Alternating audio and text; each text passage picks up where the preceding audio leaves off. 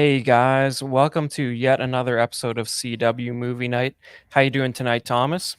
I am doing pretty good. How about you, Chris? I Not know you've bad. been doing some traveling. Yeah, man. You might notice my setup's a little crunchier than usual. I got the mic, but yeah, we got some sort of old school camera going on. I'm at a hotel out on the road for work, but Mm, I was excited about the movie we're covering tonight, and I wanted to see if I could make it work. So yeah. hopefully the stream hangs in there from the hotel. But yeah, man. Um, we've been covering a lot of older stuff, some 50s stuff, some 60s, Hmm. some 70s, and we're gonna keep that going, and we're gonna expose the youth to some classic films. And Yes, we are. I mean, yeah, I mean, I don't know. I think I might have to make a case, much like with Alien 3. I don't know if Thomas is quite sold on this movie yet. We'll find out.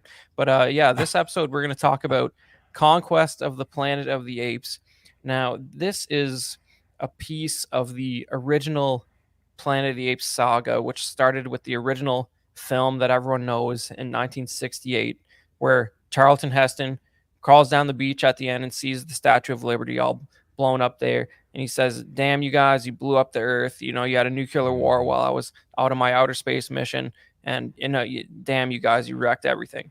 So everybody knows that everybody's spoiler alerted to that ending, and it's not a shock to anyone anymore to hear that the Planet of the Apes was actually Earth the whole time.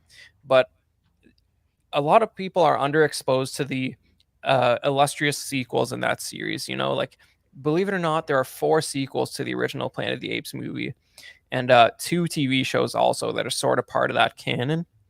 And I think I wouldn't um I wouldn't expect the average person to be familiar with this stuff, but there's a Hmm. lot of references and content in here that sort of bled into some of the other Ape sequels. But Yeah, man, I think that if you give this stuff a chance, you'll really appreciate some of the interesting commentary going on here. Now, I heard this was your first time watching this, right, Thomas? Yes, it was. I just watched it today. So it's still All very, right. very fresh. Okay, cool, man. Well, excited to hear your thoughts. Before we get into it, um, you know, uh, Collecting Weekly has blown up in subscribers over the last few weeks. This is called the 10K giveaway. To enter, you got to be subscribed to the channel, and you got to go into our Facebook group called Collecting Weekly Auxiliary, and there's a post for the giveaway in there. And I believe the giveaway is taking place live on the show at the end of the month. So get in there. You have to go on the post in the Facebook group and comment your name with a number, sort of in sequence with the comment above you. There's instructions in the post. So Mm, check that out. Get on Collecting Weekly Auxiliary and enter that contest. absolutely. Yeah, man. So we're talking apes. Here's the apes timeline for the movies, Thomas. You got the first one in Hmm. 68. You got Beneath the Planet of the Apes in 70. You got Escape from Planet of the Apes in 71. Now, I was tempted to make this episode about Escape and Conquest, but I don't know if Thomas might have quit the show if I did that. I don't know. We'll see. So, So I I guess escape. yeah. I guess the escape is not the same as Escape from New York, right? No, So this is not quite related. Okay. no, it's not as action packed as Escape from New York, not at all. But I think it's weird. Like you'll notice there's one film after this one, is Battle for the Planet of the Apes. I think Escape and Conquest are the most interesting part of the story, in my opinion, Uh-huh. because this is one of the few. First of all, like, did you ever think there was a film series that tried to actually maintain an interesting continuity this far back? Like, other than like James Bond didn't even try and have relevant sequels to each other. These are all very explicitly tied together in interesting ways, and I think Okay. that's very unusual for the time period. Like, there's casting continuity, and there's some interesting ideas at play, and there's time travel, and a lot of Uh-huh. movies get squirrely with time travel, and I don't think they do a very good job presenting, like the grandfather paradox. Like, if you go back and kill your own grandfather, will will you disappear on the spot or cease to exist? Like, these time travel paradoxes. A lot of movies like Back to the Future do it really weird, and I don't like it. And Planet of Or the Apes if you handles want to, it really good. but if you want to be really weird, you can do Futurama's version where Fry goes back and basically does the nasty and the passy with his grandma, and actually, in essence, becomes his own grandfather. Yeah, I mean, see, that's another like incomprehensible time travel paradox.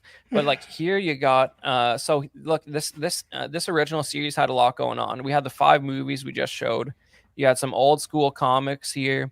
These are all like 70s. There was a cartoon show and there was a TV show that also starred Roddy McDowall, who is like Hmm. Roddy McDowall was like the main ape across the Planet of the Apes film series. Yeah. He's not in the second movie. His character is, but he had a scheduling conflict and couldn't do that movie.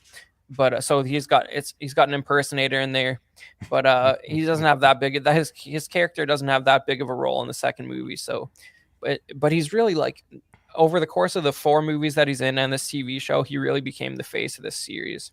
And Fox was eating good on Planet of the Apes because these movies were not that expensive. And look at this. This is a late period Fox promotional poster. Uncle Sam, the gorilla here. 20th Century Fox wants you to go ape, and it lists all 5 movies at the bottom. And this is early 70s, so like Wow.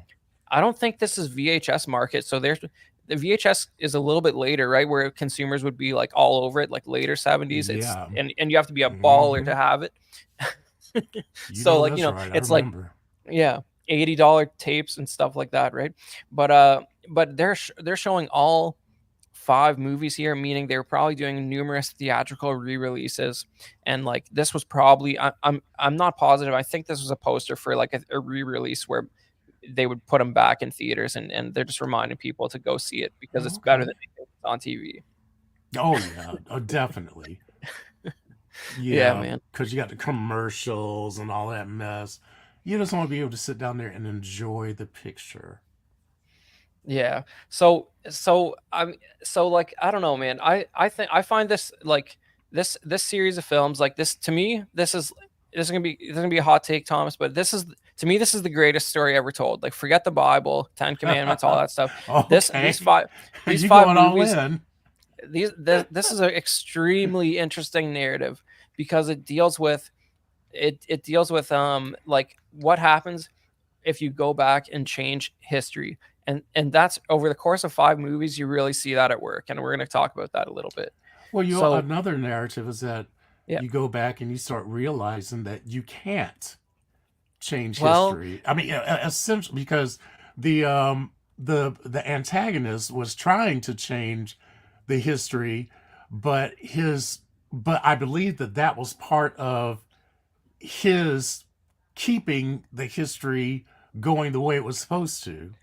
yeah, we'll get into it. I'm not so sure that's how it plays out, having seen the fifth film, Thomas. Okay, But I haven't seen the but fifth, but but so basically, we're tap dancing around it. Conquest of the Planet of the Apes is really the story of how the earth fell into the hands of the apes from the humans.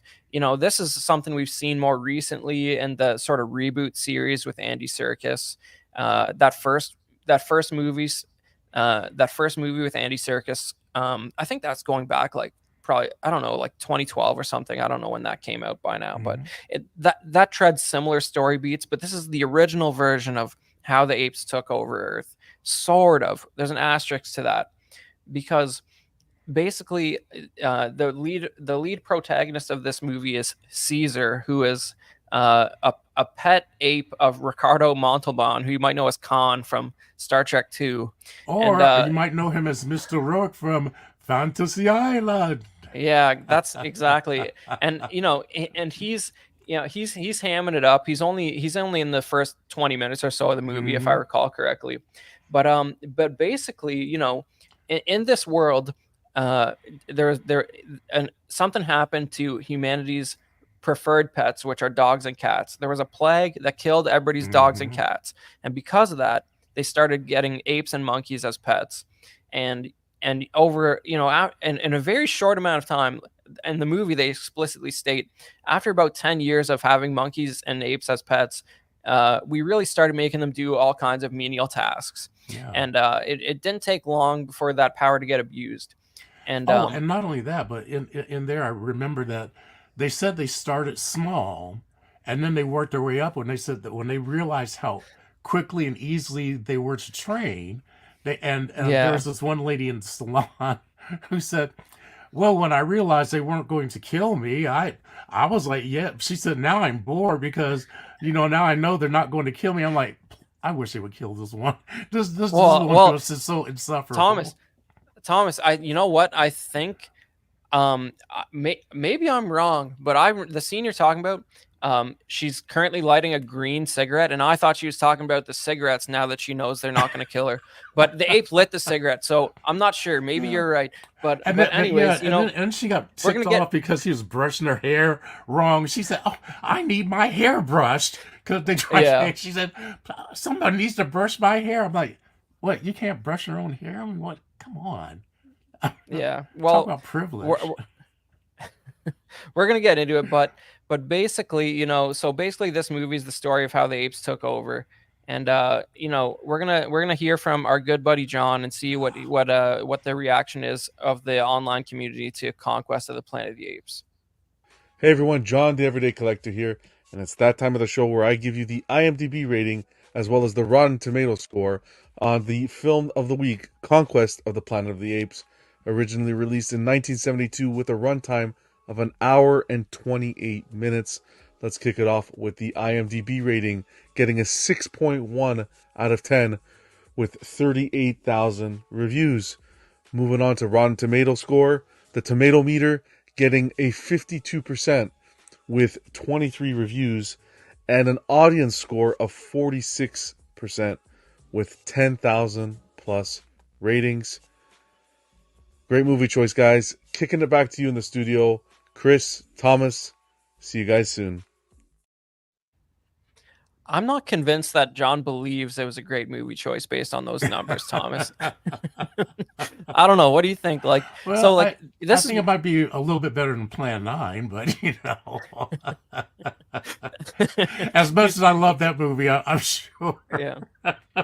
Yeah, to me it seemed there that John was struggling to have an opinion on this film, but it's weird because I think if you I don't know, a lot of people have trouble with the prosthetics and the effects and stuff in this series, but I think that I mean I don't know, it doesn't take me out of it. I think Roddy McDowall gives a great performance right through that Yes. mask, and I Well, think I actually thought I thought that the chimps and the smaller monkeys, yeah, I thought that their prosthetics were actually pretty good.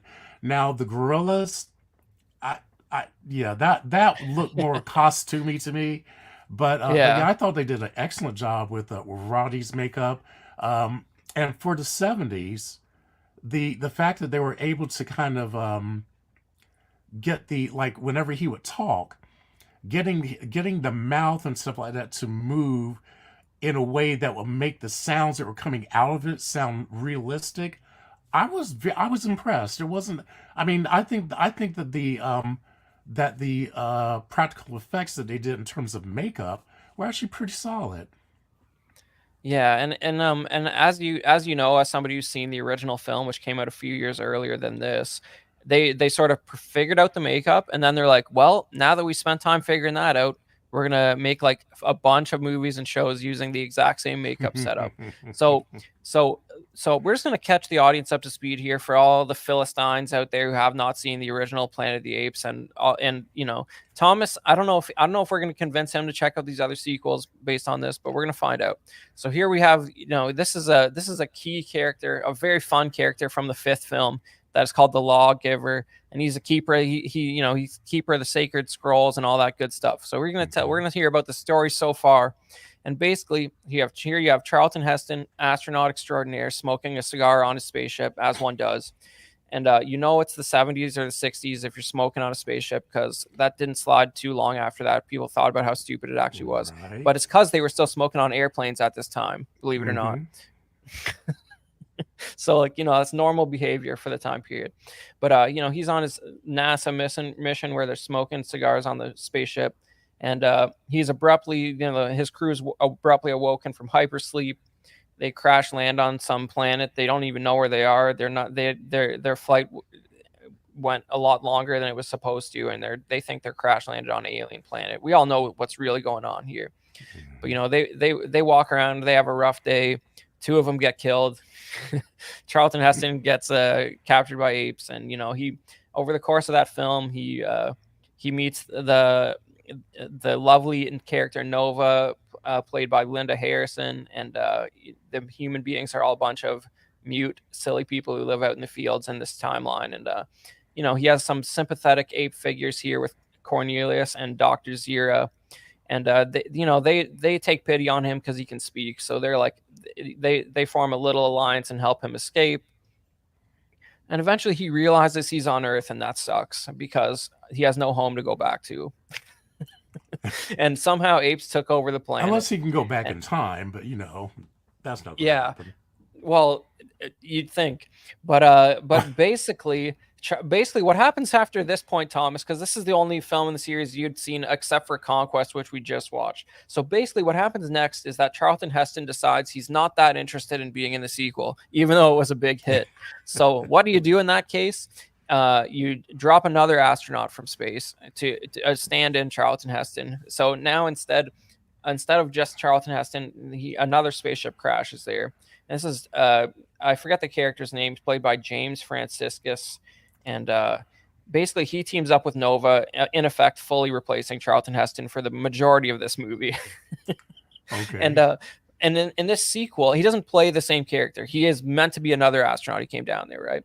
But in this sequel, you find out that humanity is not all gone. And in fact, there was, after this nuclear war that wrecked most of the surface and handed it over to the apes, a subset of humanity kept living underground, and they turned into mutants, kind of like the Morlocks from the Time Machine. Okay. And they're all radiated, and they worship a very specific god, the almighty atomic weapon that they still have handy, a real extreme golden nuclear rocket here that they sort of pray to. And this to them is like, if we don't eventually defeat these apes, we're just gonna toast the earth, because we're scorched earth policy, because we don't like dealing with these guys. We've been plotting our revenge for a long time. So you have this great battle, which I'm not going to spoiler alert hardly anything of, because we're talking about 5 movies at this point. But you have the awesome guerrilla army versus the subhuman mutants from the past who worship the atomic bomb, and they have this great battle in which Charlton Heston briefly comes back just at the end of the movie, because they only got him for one scene, because he got captured by these underground mutant guys.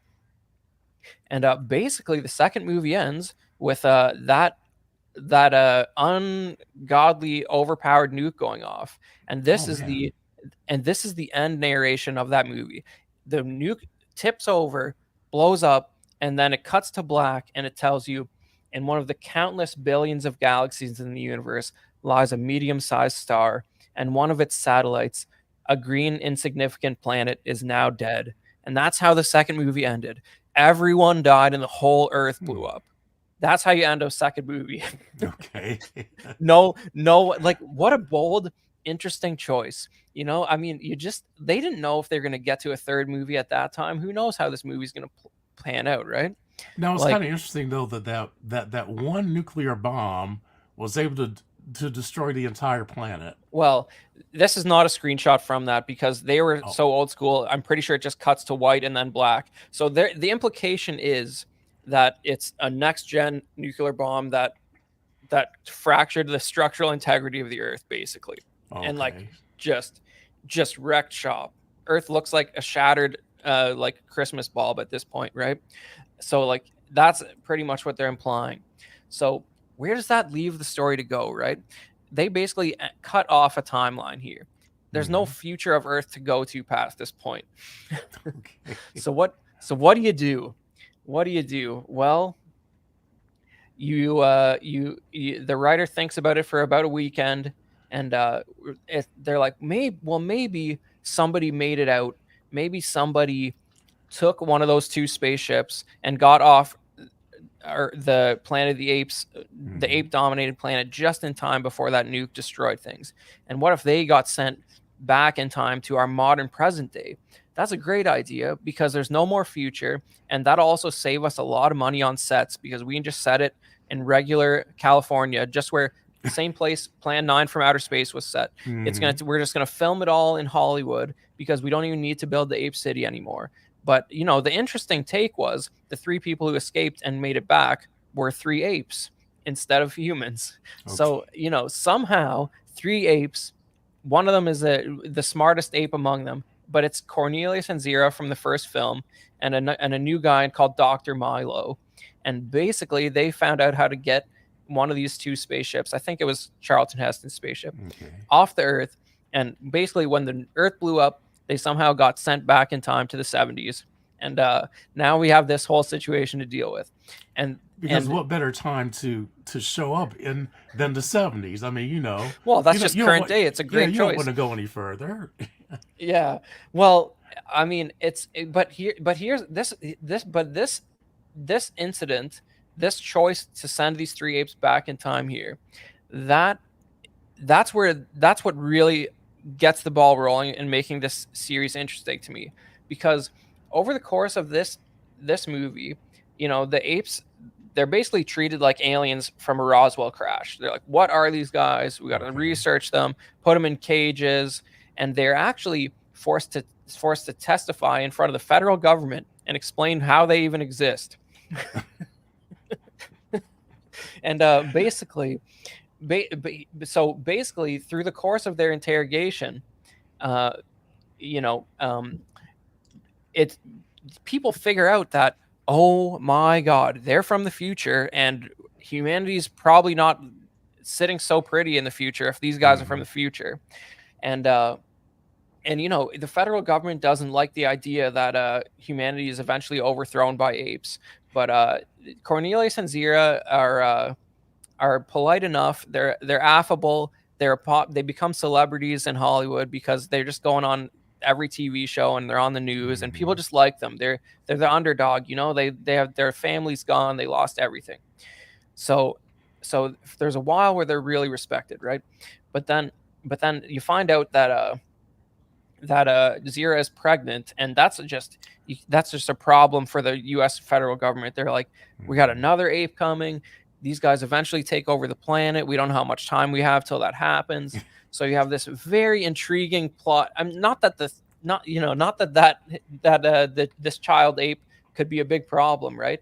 But basically, what happens here is this is I'm just gonna tell you what happens, Thomas. I think you should Okay. still watch it, but basically, um, here's Ricardo Montalban. He runs a circus, and Hmm. the apes are hiding out at his circus for a while, right? And the And baby is Caesar, evidently, right?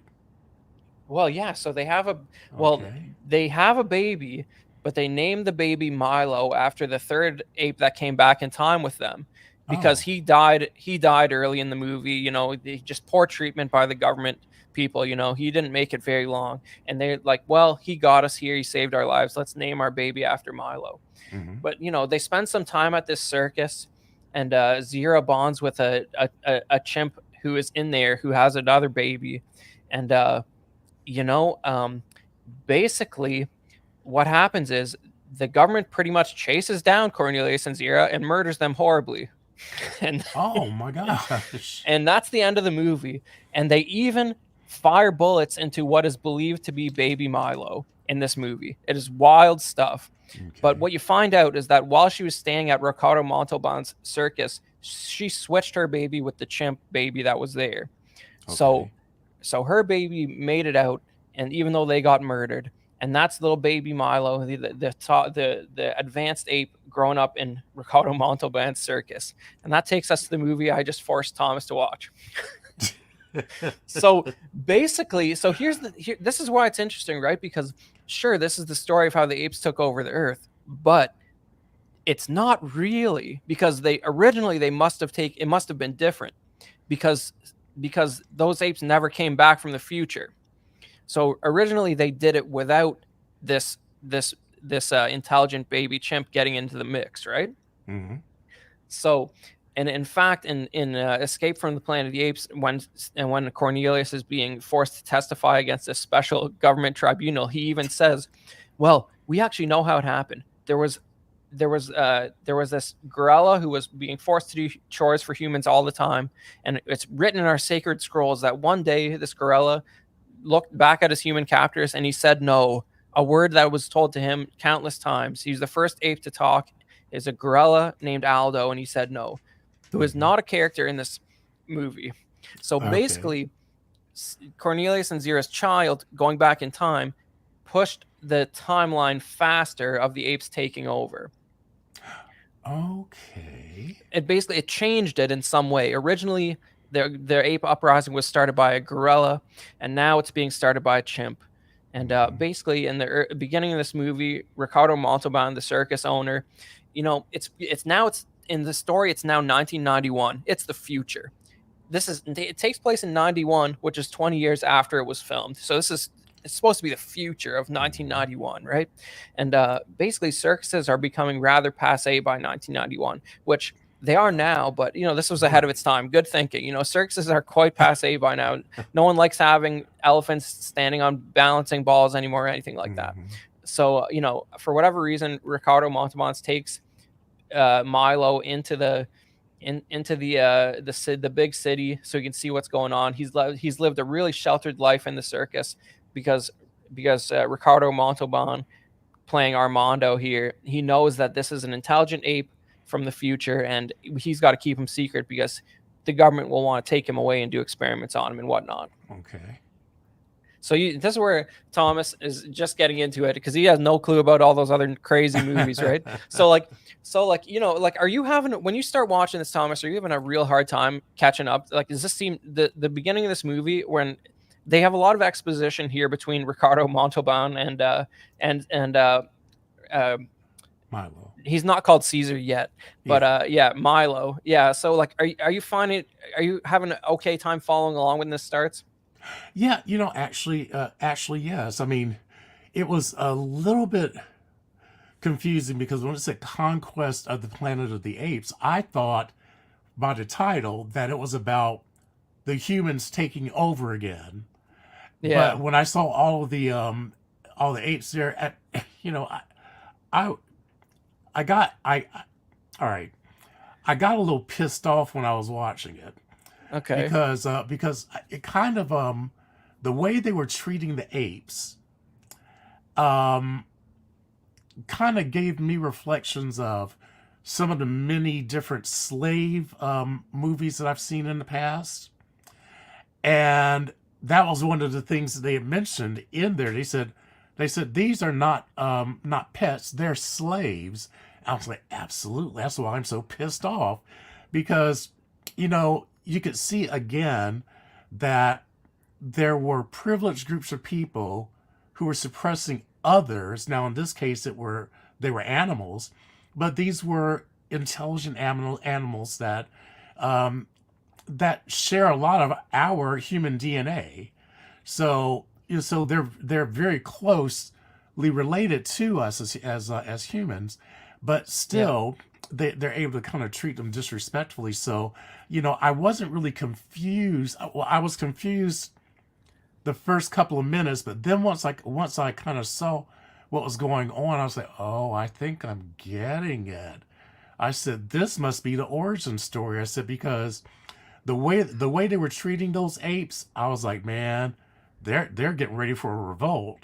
And I said, this must be how it all started. Okay, I'm getting it. So yeah, it Yeah. did make sense to me.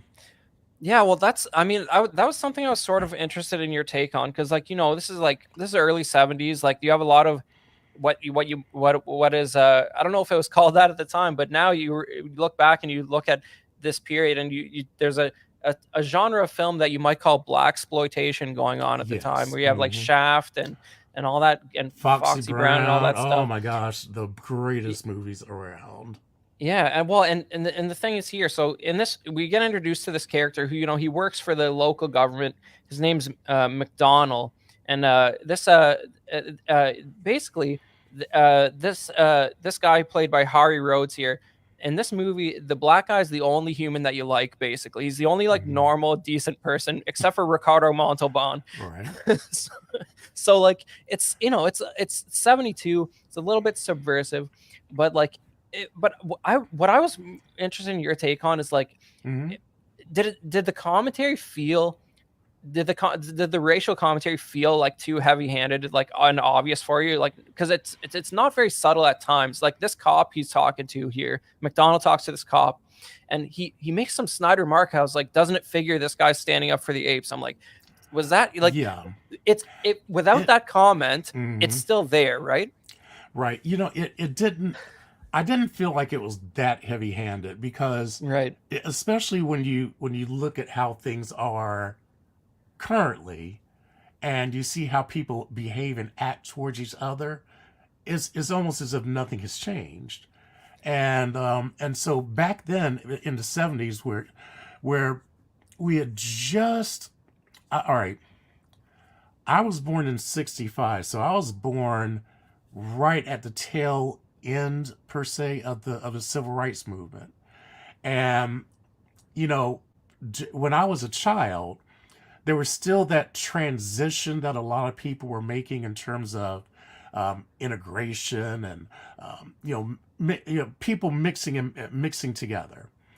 And there were still moments. I've had moments in my life where you would get these little microaggressions and things like that, and so I kind of got it. It made sense, but it also made sense to me that the black character was the one that kind of had the empathy and could kind of see, because I think that when you've been oppressed, you can see oppression, and it's hard for you to once you're able to see another being's humanity or another being's sense of worth and their ability to be here, it's hard for you not to try to be in support of them.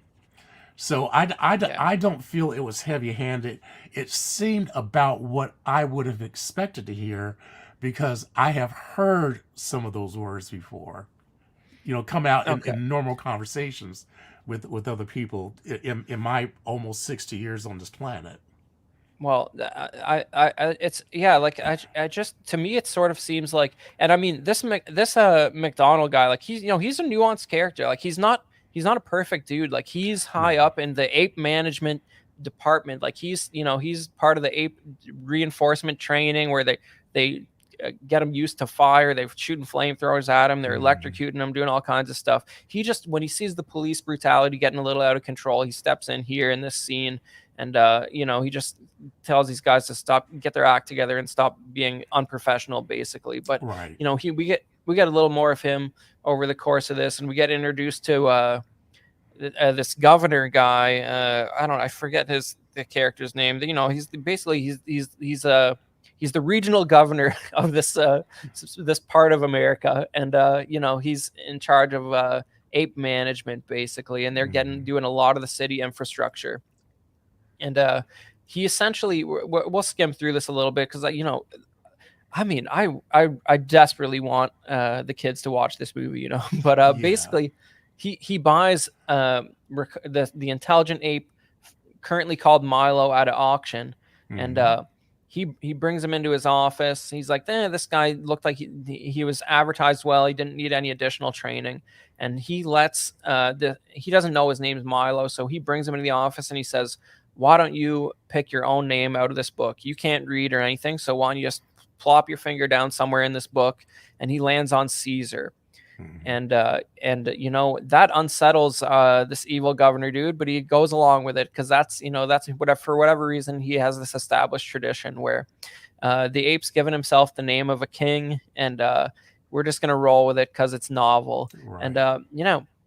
you guys, you probably Now all of this go ahead. happened. All of this also happened after they had finished interrogating Ricardo Montalban, Yeah, and he wound up ending his own existence by plunging out of a window, and yeah. and that affected Milo slash Caesar very significantly. Yeah, I mean, well, yeah, like I'm skimming through it. I couldn't find a lot of good screenshots for this Yeah. movie, and you know, if you've been watching the series so far, I've been coding this stuff with screenshots to the point of excessiveness, and I just don't have that for this one. But yeah, like it's kind of weird because like if you see Ricardo Montalban's character, he has even less screen time in the third movie than he does in Hmm. this one. So it's kind of like you're meant to a lot of the relationship that Caesar has with him is off screen, and you're just meant to take it at face value and accept that they have this strong bond. But I mean, I don't know, man. I think Roddy McDowall does a really good job of conveying emotion and the Yes. and if you watch the first movie compared to this, I think where he really doesn't I mean, he gets credit, but the kids don't know these movies, right? But the thing is, Hmm. you got to keep in mind like he's still, he's in almost the same makeup as the first movie, but he's playing a completely different character in a different situation. By this time, he's in his early 40s. He's playing an ape that's like 18 or 20 years old, and he Hmm. is talking like it. He sounds totally different than he does in the Yes. other movies. He's embodying that sort of the young nervousness of the character, and like you just sort of you believe it. I don't know, man. If you commit to the movie and you Hmm. sort of give into it and actually sit down and watch it, you believe it, and it's a really great performance from Roddy McDowall. But And you yeah, know, another thing that I thought was very interesting is that, you know, I think that before he was purchased, they were in a crowd, and one of the apes was being beaten or something like that, and so Roddy McDowall's character, the ape, said something. What did he say? You bastards or something. bastard Yeah, human. and Yeah, yeah, something humans. yeah, And so Ricardo yeah. Montalban tried to cover for him, said, "No, that was me." He said, "Well, why would you say humans?" Oh, well, we're going to do this. So then Roddy's character ape runs off, and so Ricardo Montalban finds him, and they go to a little stairwell, and Yeah. there I find that they had a very beautiful and intimate conversation that kind of showed that they really were very, very close, and that they genuinely care for each other. And he said, "Well, listen, I want you to stay right here. I'm going to go to the police station and kind of work this all out, and I'll be back by X amount of time. When I get back, we'll go. But if I'm not back by this time, I want you to go down the stairs to the bottom, go to the end of the place, take off your clothes so you won't be wearing clothes, and get in a cage with the other primates." The So imported primates from Borneo, I think it is. Yeah, yes, hmm yeah. they get him in there, and then the thing that I thought was interesting was when they were processing them. Of course, they were trying to say, okay, are you going to be a waiter? So they said, so they started showing him, this is how you pour water. And so some of the apes were not doing a good job. He just went in there. He was just showing, oh yeah, he wasn't saying anything, but he did it, follow all their instructions. But then the thing that I thought was so interesting is that you could see the other apes were paying close attention to him. They knew he was different. But then as they began processing him, they had an ape mating place, which really that is part of the one that I think disturbed me the most. While I don't think it wasn't it wasn't a long scene. But what was interesting is that during that time, there was a pretty little ape now, and she was sitting there batting her eyes at him and stuff like that. So he said, "Mm." Yeah. And he went in there, and I guess he made it with her, and it brought back to me about the breeding that used to happen to many slaves, because when you buy when slave owners would purchase slaves, the best way to keep your inventory good is to create more. And so the way you can create more is by having your slaves mate with each other and make babies so that they're not losing that. And I kind of saw this as a parallel, like, okay, they want to go on ahead and find some of their prime specimens and have them create more workforce for us so that we can sit in the salon chair and have somebody brush our hair and serve us water in a cup. Yeah, because you can only import so many from the jungles of Borneo. Mm-hmm. They're almost extinct as it is. But but I can't. I hear what you're saying, and there's several scenes in this movie where I just thought I'm not sure they could make this movie today. Like Right. just based on the script alone. Like, you know what I mean? It's like it's just some of the treatment of the apes is just so horrific. And it's Mm-hmm. like if the makeup were like, it's one of those things where if you can get over the makeup effects and you just take this at face value, like as it's actually happening, this is a traumatic movie. Like, this is It crazy is, stuff going yeah. on. Yeah, and I mean, and the apes are suffering, and very easily they let Caesar sort of take the lead here. Like, for example, he gets tossed in this cell, and the guard gives one banana for these four apes, which is like, first of all, it's a banana, which is Mm-hmm. like in the first movie, we see that his mom loathes bananas, so it's kind of funny that the monkey's still getting the banana. But the implication is, I'm sure the guard thought these guys are going to tear each other to shreds so that one of them gets the banana. But Caesar slowly breaks it apart, and they all sort of accept their quarter banana each. And Mm-hmm. he, very quickly he sows the seeds of an uprising here, and they start Yeah. hanging out in the warehouse district, Mm-hmm. uh, plotting. That's early in the movie. There's a there's a like an alarm system that calls out that there's an unauthorized ape gathering in this certain area in like a little park or something. The humans are starting to notice that the apes are getting together, and they're having little chats, and they're by themselves over there somewhere, and they don't like that, so they send the cops to go break up all those ape gatherings, and they start hanging out in abandoned warehouses on the bad side of town, and stockpiling pilfered goods that they can use to fuel their uprising. And there's Caesar's temporary girlfriend that Thomas was talking Yeah. about there, giving him the side eye. But yeah, but I mean, but the governor, the evil governor here, of ape management, he's aware of the fact that two apes came from the future, uh 20 years ago or whatever it was in this timeline, right? So this is a very well publicized incident. They were on TV, they were on the news, they were doing all kinds of press tours and stuff before they were killed, right? And he's aware that it's possible that their child could have got out. And he eventually puts two and two together, because Caesar's just outperforming all the apes so much that there's something not right here. And under extreme electric shock torture, he causes Yes. Caesar to utter a few words, and I think it's something like "have mercy" or something like Yeah. that. Mm-hmm. Yeah. And of course, the decision is made to not have mercy and finish him off in the electric chair. And because these 70s goons of 1991, future 1991, are real stupid, basically, McDonald can't watch this, so he goes to the next room and shuts off the power to the electric table. And then Mm-hmm. Caesar just plays dead for a minute, and he kills the guard who is operating the electric table, and escapes. So, And then you have, that's the only part I didn't quite understand. I yeah, I wonder how Caesar knew that there was no current when he turned it on. I mean, that was the yeah, only he part I didn't didn't quite know. get. He just decided to act like he was dying, even though he wasn't. That's all. He didn't know Yeah. why he wasn't dying. Yeah, he just made the best of a bad situation.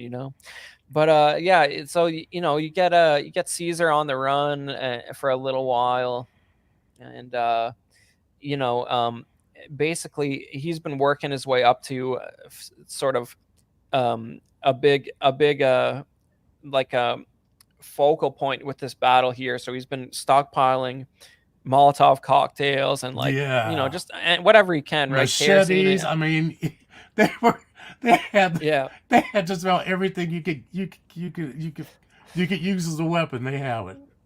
Yeah, so they have a few fun initiating incidents where they just, they set fire to a few buildings and cause general chaos, and they start mobbing through town. And I mean, I don't know, man. So, like, this movie has two cuts. I don't know what did you watch this on, Thomas? You just look it up on Um, I think I saw this on Hulu. Okay. I, Well, I there's two think. versions. They're not that different, but basically this sort of police versus apes battle here is it's a little more graphic in the unrated version, and the ending of the movie is notably different in a couple ways. But Okay. basically, you have this, you have this crazy like middle of a city square battle with these riot police and shields, and there's just guns unloading on each other and like people getting hacked by machetes and just like some good. I mean, the blood effects aren't that great. It's early 70s. They Hmm. kind of look like red paint thrown on the guys, but I think the concern was if they didn't put a little bit of brightness in that, you'd sort of it would you got police officers with black clothes and like if you use realistic looking blood, they probably just look a bit shiny or wet with the way this Right. movie is lit. So they go a little vibrant on the fake blood, but I mean, it's wild, like they're just the And scenes of violence. the apes had a very good strategy because they actually flanked them.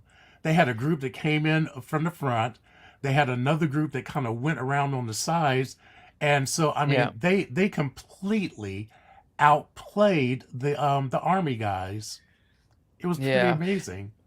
I mean, it's just a fun scene because they sort of imply that this is just how the ape uprising, the legendary Planet of the Apes uprising started, right? But Hmm. it's like they do sort of acknowledge at some point, like Caesar has a chat with McDonald about how he's like, listen, man, this is a bad idea. Like this is one city. Like the National Guard's probably coming in tomorrow, and then you guys are screwed. And Caesar's a little more optimistic about that.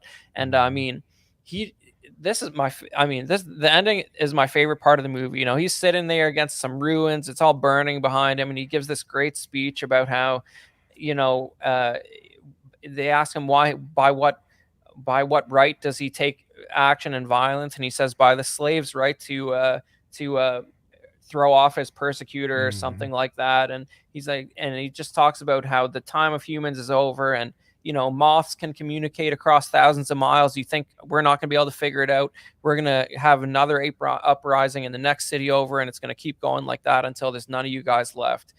And they sort of, and I don't know, in the original version, before they played it with test audiences and got afraid, the apes sort of had rounded up the governor there, the evil governor dingus guy. And in the original version, they just bludgeon him to death horribly as Caesar's doing this speech in the middle of the public Oh, square. okay. I must have seen the other version, which must be the unrated one. But Yeah, well, yeah, yeah, they played that, and they're like, this ending's a bit of a downer. It's it's a kind of bit. crazy, but Okay. yeah, but I mean, we've come to like Caesar, and he's sort of border like his delivery in this speech. I love it. It's just popcorn, like in chaos, but like he does turn a little bit where you're not sure about if you're not you sort of you're not sure if him taking over is the best idea, because he just gets a little bit crazy eyes while he's doing this speech, and you just wonder how are things going to play out, because we saw the original movie. The apes were not much better than humans by that point. They were treating humans just Uh-huh. as badly as they've been treating here. And that's where the fifth movie is real interesting, because the fifth movie shows that because it was Caesar that started this uprising versus the original gorilla that started it, the future is not quite as certain to play out the same way that we saw it in that original movie. And the fifth movie sort of shows that you have the character McDonald does carry into that movie, and he sort of helps Caesar set up a new ape civilization that's not as crappy as the one we saw in the original movie. And although there's still some conflict with humans, they try and set it off on a better foot.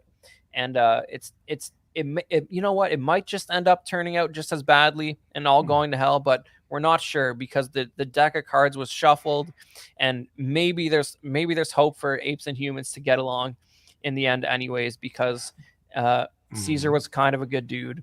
But the black character, he actually had a good interaction with Caesar at the end because he said, well, this part I thought was kind of kind of odd. He said, please show your humanity. I'm like, wait a minute. He's he's Yeah. the That's a ape. rough line. Yeah, exactly. But I think he was basically just trying to say show some compassion. And so he said, Yeah. okay. He said, well, we're not going to kill all of you, but we're just going to make you all slaves. You're all going to work for us from now on. Yeah.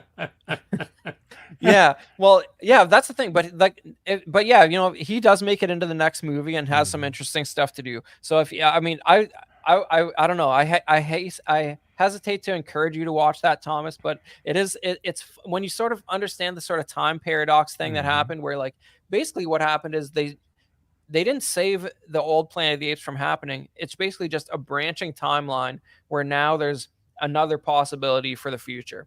It's Okay. kind of like Please don't say in term. multiverse. Well, it sort of is, right? Because but the original. I'm sure you're very familiar with the plot of Terminator 1 and 2, right? Yeah. So like, basically the main idea with Terminator is that like deep in the future, in the machine human war, like 200 years from now, the machines say, you know what, this resistance of humans, like it's not looking good for us, like they're figuring out how to defeat us, so we need a Hail Mary, Mhm. and we're going to send a guy back in time to kill the mother of the human leaders. That's the initiating incident of Terminator, right? That's Doing that is not going to save that current group of machines who are losing the war. Right. It's just going to create an alternate timeline where they might do better next time. You know what I mean? It's like Okay. the machine, that Hail Mary for the machines is an alternate universe. The ones Mhm. who send that Arnold back in time are not going to be saved They're by not going to him. benefit exactly. Exactly. And that's what's happening here. And that's the nuanced understanding of time travel. You're not changing the world, you're making another world, or you're becoming part of another world. And that's, I think, how you have to look at this Well, stuff. of course, that's when the TVA has to come in and prune that branch because it wasn't meant to be. Yeah, exactly. That's a little bit like, yeah. I mean, I don't know how you prune branches. Maybe you just nuke the whole planet till it cracks open like an egg, like it happened in the second Planet of the Apes movie. But yeah, man. So like this was a recent watch for us, so I don't have these programmed in here. Thomas, how many men of culture do you rate Conquest of the Planet of the Apes? Well, I'm gonna give it a good solid 3. I enjoyed it right in the middle. Nice. It wasn't bad and it wasn't great, but it met my expectations as a good watch. Okay. And what do you think, uh if you sort of look at the narrative of it in isolation, like how much are the visuals holding you back from liking this movie, or is it the script? Like where's the flaws for you? Um, I am. It's hard for me to say. I think again, this movie has the disadvantage of number one, me not seeing it before, and Right. then me not seeing it in context of the times when they Yeah. were made. Had I seen this movie back in the 70s, well, of course, I would have only been about 6 or 7. But Yeah. had I seen it back then, because I remember seeing Planet of the Apes of Charlton Heston, and I Yeah. enjoyed it. I thought it was I thought it was a good movie, but the I think the it had a it just had a feel to it that didn't allow me to bump it up to like an excellent piece of, for example, Yeah. all right, here, let me give you an example. Another 70s movie, The Godfather. Now, again, The Godfather, I mean, it's going to go way up there, but two different Yeah. calibers of movies. I think it had good scripting. I enjoyed what they were writing. I think some of the dialogue was a little bit wonky, Yeah. and I didn't have a problem with the special effects except for the fact that I think the chimps were the best looking as far as the makeup. but Right. I think the gorillas looked more like they were in costumes. Yeah. So, but other than that, I mean, I thought it was a swell movie. Well, something that happens in and well, by the way, I mean I'm gonna give it a four out of five just because I think this is like I think if you look at this five film series as a whole, it has a lot of interesting stuff going on that you just don't get in this time period in movies, Yeah. and especially sci-fi. Like it's a five film sequence that it's like you just I don't know. It's just find me another example of that in that time period where the story is actually interesting. But when you talk about some of the makeups not looking as good, Thomas, it is the fault of the production, but it's not the fault of the makeup department, and I'll tell you Hmm. why. Okay. because in these movies, in the original especially, there's like three tiers of ape makeup. There's like your A-list star Roddy McDowell. Hmm. There's a guy who might get a little bit close to the camera, and then there's Halloween mask for the background dudes. And sometimes the director of photography or the director gets a little overzealous and they want a bunch of apes to storm past the camera, and they let some of those crappy costume guys get right up too close to the camera basically, and they really stand out at times. Yeah. So like that's what the cause of that is. It's the makeup guys were probably just bawling while they saw them put those guys 2 feet away from the camera, but what Mm. can you do? All But right. You know what? I'm going to give it an extra half a point. I'm going to take it up to a 3.5. I'm going to okay. push it past average. I'm not going to make it an average movie. I'm going to put it a little bit past average because in listening to some of the other um, movies in the series, I mean, this one I found it to be very enjoyable. I really did. I did not regret watching this at all. And so I think that just in case there were others in this series that were not as good, I don't want to rank it just average because Yeah, yeah. probably all of them are probably a little around average. I doubt any of them are really really bad movies, but I think this one can I bump it up to 3.5. Yeah, like, well, appreciate that. Like it's just another Fox gem, the likes of which we'll never see again. And I think Mm, Escape from the Planet of the Apes, the one that takes place before this, is so bizarre and fascinating and interesting because it's mm, like it literally starts out. The first half of it is a comedy basically, and then they're basically on the run for their lives, and it culminates with them being horribly murdered. Like mm. just the narrative structure is just batshit crazy. Like it doesn't make it's just you just don't make movies like this, and it's Yeah. just interesting to see because it's part of a sequence of where things turn around eventually. And they really did tackle some very some sensitive and they touched on some very sensitive issues in a good way. They didn't come across as preachy, but they still addressed the issues, and that's what I really enjoyed about the movies. That even though there were moments where I got pissed off, it wasn't. Well, you're It meant was to hate those people, Yeah, right? That's the exactly. thing. It's Yeah. So effective. so it was Yeah. effective. Yeah, it was effective. Yeah, and well, and also important to note, the movie's directed by a British white guy, which shows you that you don't have to be of a certain culture to make nuanced commentary. You just have to be well Hmm. read, and you have to not put your foot in your mouth, and actually be thoughtful about what you're doing. Right. That's what I take away from it, anyways. Hmm. But I mean, it's just it was a different time, man. I feel like the stuff they tackle here would have people shaking in their boots to do it today. I really do. But anyway, Yeah, anyways, exactly.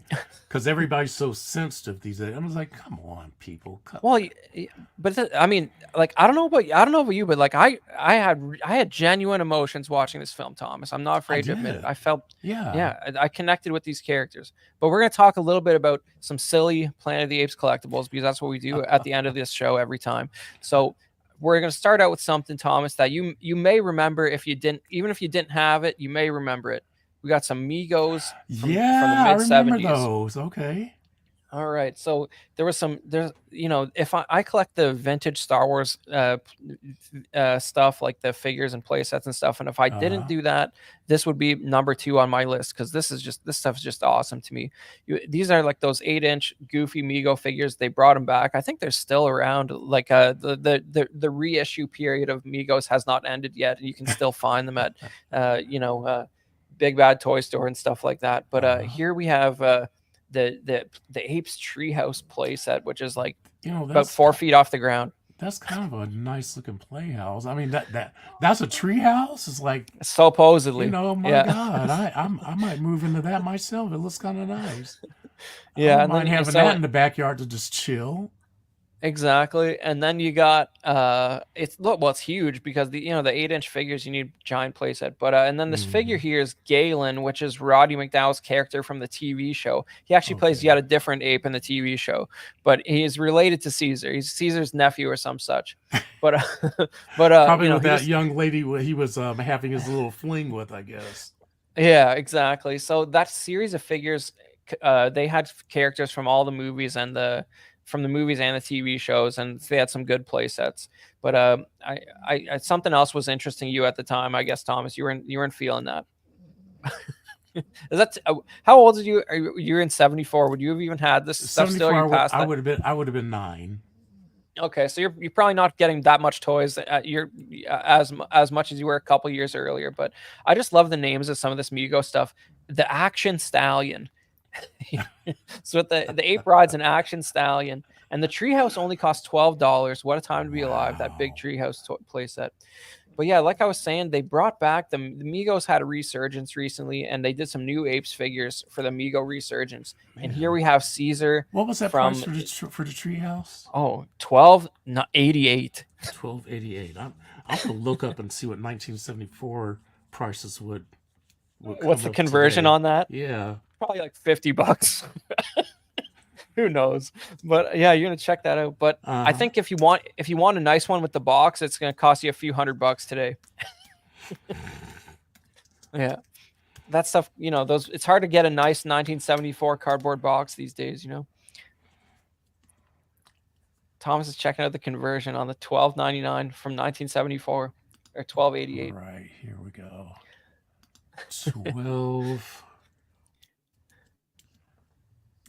1288. It looks like it's got a lot of cardboard or polyboard parts. It might not be all injection molded. That was a cost saving measure back in the day. Like a lot of flat boards on that playset. This is odd. Start year I'm sure seven. it's Oh, like, here we go. 2024. yeah. Okay. Oh, okay. Oh, wow. What's that? That set would have been 7522 today. Dang, that's probably about right. Man. The way things are going, man. But yeah, but as you can see, it's like a bunch of flat boards. I bet you it's flat packed. The box is probably very thin because it all Mm-hmm. comes in panels, and then you have a few roof pieces there. But yeah, like I was saying, they brought back that Migos line, and you got some new Apes figures. Caesar.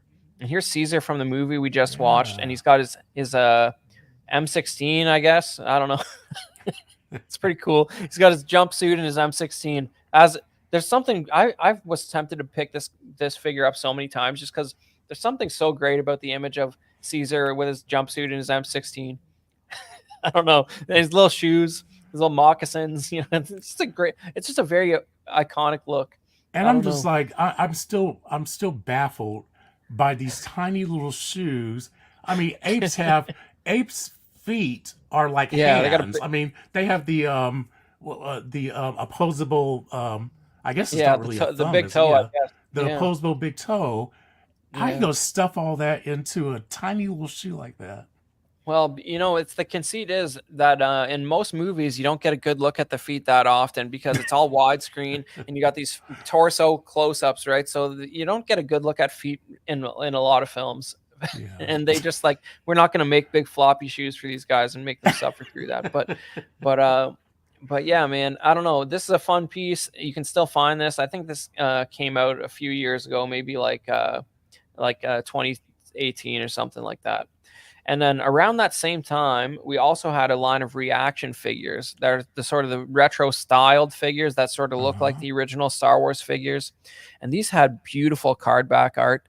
The figures look like melted wax, but that's the point. They're supposed to look like crappy 70s 3 3/4 figures. But the sort of painting card back art on all these is stunning. I never picked them up. Mm. I wish I did because they didn't do the line very far.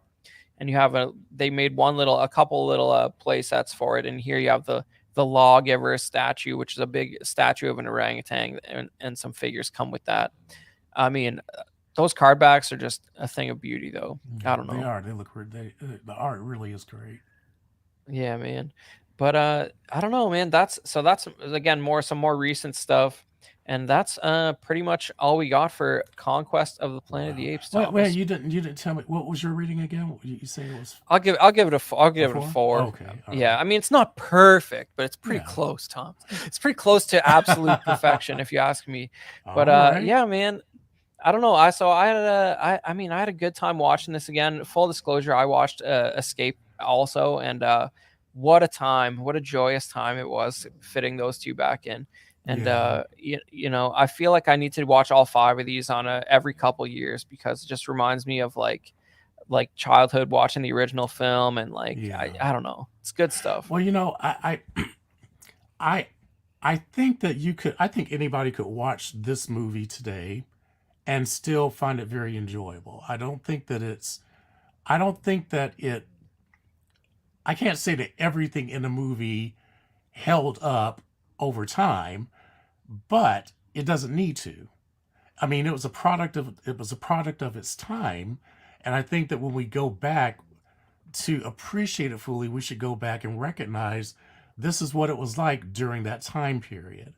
And just like several of the movies I have are either 60s and 70s movies, and that was just a time where things were done differently. There was a different feel to the movies, and when you go back, you can look at it and say it was kind of corny, but that's what makes them charming. Like I thought this movie was a nice, charming reflection of the past. Yeah, I man, mean, I can't agree more. it was heartfelt, and I could really appreciate that.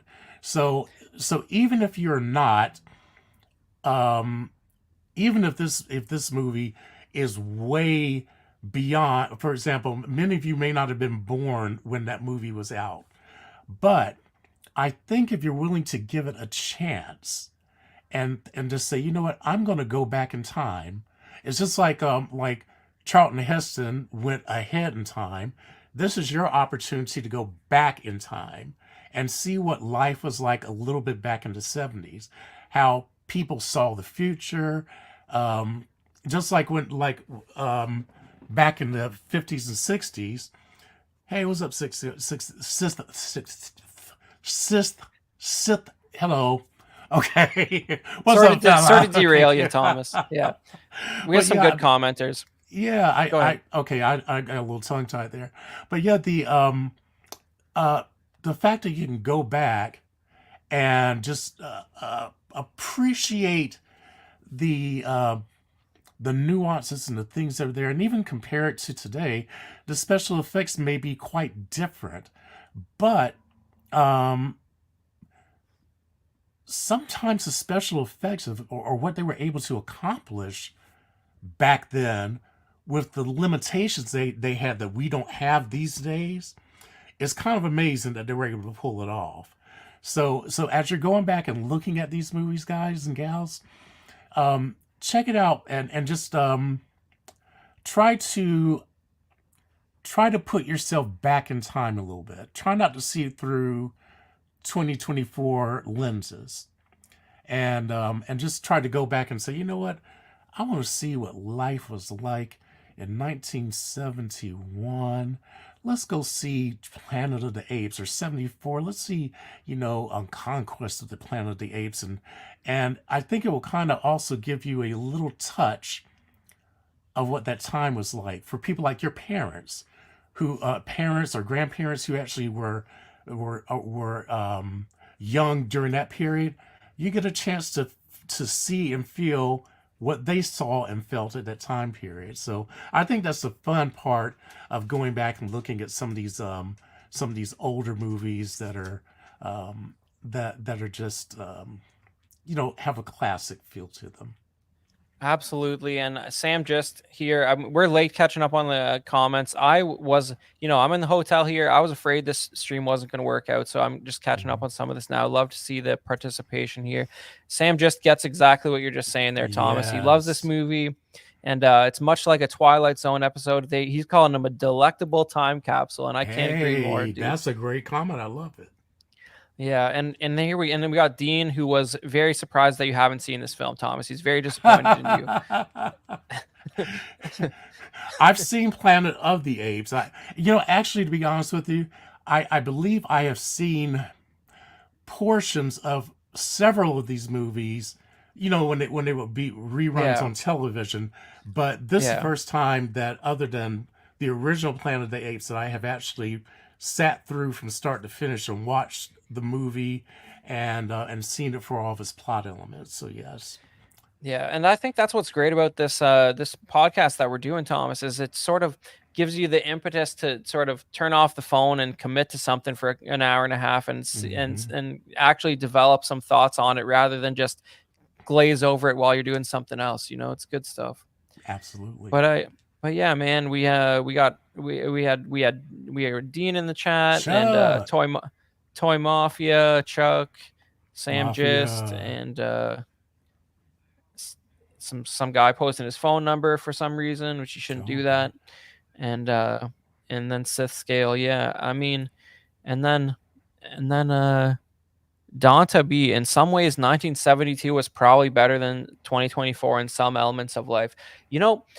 I would say there's probably not better is a tough, tricky word, right? Like there's some things that you might have been healthier if you had less internet related distractions in your life. You might have been a more goal oriented person, but a lot of stuff was I mean, even medical care was a lot less advanced even 50 years ago, Yeah. man. Don't wish you were back in time, Yeah, A lot don't. Yeah, we had to wear polyester and bell bottoms and leisure suits. That's. Oh. yeah. I The would only not go. I would not go back for the fashions. Yeah, I mean, I think the movies were objectively better, but yeah, man. So yeah, we're just wrapping up. Have a good night, Sam. If you're heading Thanks, out, Sam. appreciate you being here. All we got left to talk about here, Thomas, is uh the we got that the subscriber giveaway Yes. at the end of the month. You hit that up you subscribe to the channel, you go to the Facebook group and find the giveaway post, and there's some instructions on there how to enter. And you better do it before the end of the month or you're missing out on your chance to win this Hot Toys Luke Skywalker and Baby Yodes from The Mandalorian season 2. And it's cool because it kind of looks like Mark Hamill and how he looks in Return of the Jedi, which is a proper Star Wars film. So you Hmm. might want it for that reason. All right. And then we're going to go over to our Patreonies here. And I'm going to bring that up full screen so we can have a good look at that. And let's see. We got Captain Fordo, Ian Seaby, Renee Mendez, Eric Mariscal, Quinn Aguirre, King Louis, Mark Pearson, Paul Schreiber, Equan, Chris Valencerina, Ben Thomas, David Jones, Sam Gist, Schwab Retta, Thomas Clark, who's right here, Eric Schweitzer, Six Guns Figs, Badfish, Toy Cartel, Joe Corpus, Luke Skywalker, Dan Lee, Deanie Martin, Stephen Kret, and Big Fern, Caesar American, and Lisa Martin Bomonsky, Mark Phillips, Rick De Gregorio, Ricardo Valdez, Jose CZ, Erwin Azucena, The Illustrious Rainer, Alad Morgan, Tukathri, Wah, Derek. I give up once again. I'm sorry, Derek. We owe you something. Send me a direct message. I don't know what we'll do Yeah, something for you. if you can do a phonetic breakdown of your Yeah. last name, it would be so helpful. I can't. I sound like I'm copping out. My brain does a blue screen of death when I try and read that last name. I'm sorry, but we appreciate you so much for being here and being a Patreoni. And Aries Portillo, Alvin J, Mario Delgado, Aurelius Delgado, uh, Sith Scale Collector, Alberto Cortez, that's a relatively new name. Big Oh, Rib, okay. Jazz Carroll, Matt Clevenger, Seth Tucker, CC3PO, Scott Smith, Domatan, Stephen Percha, Sean Yotzi, Scott Bradley, Steve and Maria Stanley, Eddie Manzanares, Louis Bennett, Chip Perrin, Exodus, Abe Dunk TV, who's been real active around the channel. He's been popping on After Dark, and he's a joy in the Mm, Patreon chat, Abe. And we also got Gigi the Judgmental, and we yeah. appreciate you guys so much. If you want to join the Patreon, the $5 hot seat will get you in the Patreon chat where most of the action is. But once you step it up to the Sweet Angel, you get stickers sent to you every. I think they send out every 2 months, but it's one sticker per month. And Mhm. that's where my knowledge of these benefits gets a little fuzzy, Thomas. I'm not gonna lie. I know you get some pogs if you pick the highest tier. What a guy! But Yeah. and they're probably making a new set of pogs soon. And Yeah, I think somebody yep. tried to explain to me what pogs were. I don't know that I really get it, Well, they're but from 1995, so you were like probably doing adult things when they came out, so you weren't watching. okay. You're not interested in that nonsense, that was. And they never really had the resurgence. Like, this is a very niche thing that CW is doing here, but they never became a super desirable collectible again. Okay. Probably for the best. But yeah, here's your if you do join Patreon on at least on the second tier or higher, you get some of these stickers. And the Hmm. July August stickers are some the guys on the guys have a Dungeons and Dragons show right now. It's called Mind Flayer's Web, and here you get a sticker sheet of all their characters. They're doing that every couple weeks. I think they do an episode, and then you have another D&D themed sticker here that says "Nice Crits," which is apparently when you roll 2 20s, and that's fun. Oh, okay. Yeah, and here we have our awesome YouTube channel members. You want to read that for me, Thomas? I will do so. All right, we've got Absolute Irwin, Alvin J, Andrew Gebbo, Benjamin Hanson, Big Ol' Fern, Bob Dylan, CC3PO, Chris V, CT603, DJ, Daminator, Doc Smizzle, Equan, Fat Batman, Gare Bear, Good Old Spotchka, Gotham Cenobites, Justin Sports Card, LV Avenger 702, Mark Pearson, Mike Latoris, Money Mendez, OG Fan, OMFG Rick, 1/6 Figure Focus, Paul Schreiber, Philip the Fool, S. Beam, Sam Gist, Scarn Lore, SpongeBob Square Bowls, Sunnyvale Russ, The Ben Thomas Show, Toy Mafia, and Exodus. Yes, all of our channel members, we love you. Right. Good stuff. And yeah, we just have Sam chiming in here. Pogs were originally milk caps on glass bottles that kids made a game out of, and then Oh, they really? came back for no reason at all in the 90s. Okay. I'm glad we got the proper history. Yeah, He's like the I love it. lawgiver from Planet of the Apes about Pogs. Like he knows the history of the Pog civilization. Appreciate Okay. that, Sam. But yeah, and then here's the other shows on the network. You're watching CW Movie Night. The main show's live every Hmm. Tuesday. Yeah, Sam, I'm familiar with the concept of a milk delivery guy. I don't know if anyone under the age of 30 has even they never saw one, but I don't think they've even heard of it. The milk delivery. My grandmother used to have a little metal milk tin Yeah, for when they would make the deliveries. They put it in that big milk tin, and she would just take them out. right. And they used to come in glass bottles That's old school, way man. back I in don't the know, day. like Yeah. the Pog kids never had. I don't think they had milk delivery, but maybe I'm wrong. But yeah, the other shows on the network. So alternating Thursdays, you got Small Talk, and then like I was saying about the stickers, you got the guys play Baldur's Gate 3, which is called Mind Flayer's Web, and they fit that in on the weekends where they can. And then you got After Dark, which is live every Wednesday night, and Just Another Friday Night, which is those guys cover all kinds of entertainment news, and Hmm. basically they've been I I think lately they've been sort of recapping like sort of current TV series, doing like 4 episodes at a time, and that's a great watch on Fridays if you're trying to Absolutely. keep up with your entertainment commentary. But yeah, that's it. That's it for us. We usually announce what our next movie is at the end of this. We sort of put this show together pretty quick, so I didn't have that slide ready. Thomas, what's your next pick for us? All right, my next pick for 2 weeks from today, I mean 2 weeks from now, is going to be Hairspray, the 1988 version, not the musical, but the original John Waters film. And I'm going to also be covering a little bit of John Waters' history of some of his other movies and the evolution of uh, some of his actors and actresses that actually participated in there. So I hope you guys are going to kind of come and join us for this. It's a lot of fun, um, and the fact that this well, all right. Let me just not go any further. I'll save the rest of it for the stream. But yeah, we will be doing Hairspray. So Very cool. and I've if I had some hair, I would spray it. That's the reason why I wear my lovely cap here. well, Thomas, I haven't seen it, which excites me because I've come to know that I can trust your judgment, Thomas. That's where we've got to that point where I'm not going to be pissed off by anything that you pick. I believe it in my heart. So I think it's you're going great. to enjoy it. I think you will. Yeah, I'm open to the experience, and that's what this show's all about, man. So go out there, and if you want to get ahead of the game, so that we're not spoiler alerting you, watch Hairspray from '87. Did you say? I think it's eight. Wait, hold on a second. I have to look it up. Yeah, I check think that it's out. eight. I think it's 1988. So Okay, well, it's let not me. the musical or the No, early no. 2000s one.